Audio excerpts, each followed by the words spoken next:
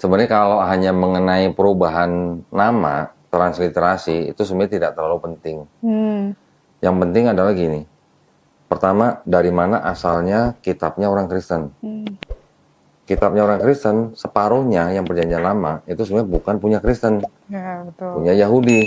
Betul. Ya, setelah diterjemahkan menjadi Yunani, kemudian diterjemahkan bahasa Latin, kemudian bahasa-bahasa yang lain, termasuk bahasa Indonesia, bahasa Inggris, itu sudah mengalami distorsi makna tentang Bible-nya orang Yahudi.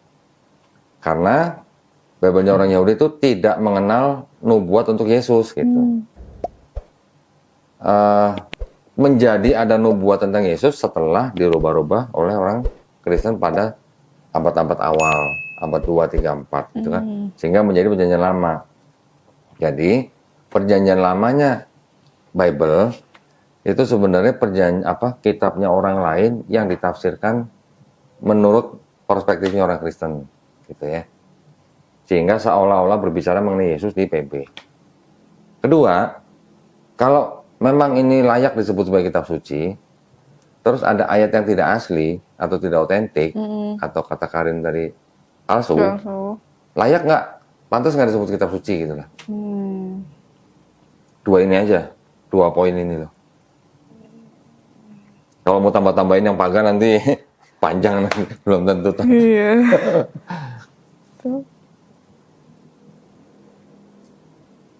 Saya banyak nih buku nih yang berdiri semua nih.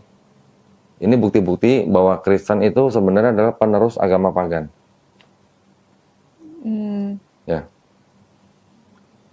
Contoh misalnya yang di situ, yang di Bible, Yohanes 6 ayat 51 sampai 54. Waktu perjamuan kudus, Yesus bilang apa? Inilah tubuhku dan darahku, ya kan? Makan dan minumlah tubuh dan darahku, supaya engkau mengingat aku, gitu kan? Iya. Barang siapa makan tubuh dan minum darahku, akan memperoleh hidup yang kekal. Itu sama dengan Dewa Osiris di Mesir. Dewa Osiris, tubuh dan darahnya juga dilambangkan dengan roti dan anggur. Barang siapa makan tubuh dan minum darah Osiris, memperoleh hidup yang kekal. Baru tahu.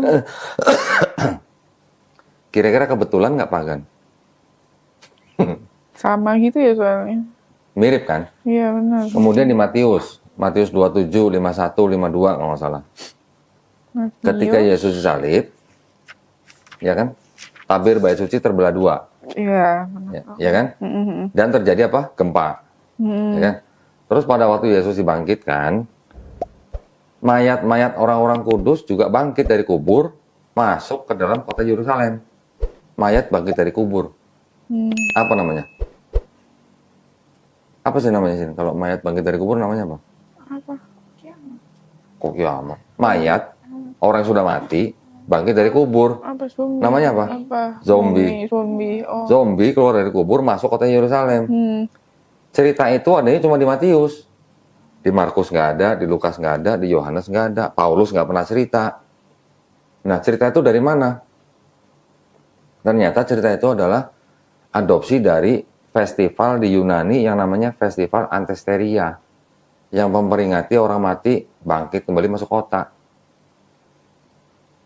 Yunani kan udah jelas pagan. Iya. Nah, kok mirip sama yang di Matius gitu? Apa kebetulan pagan?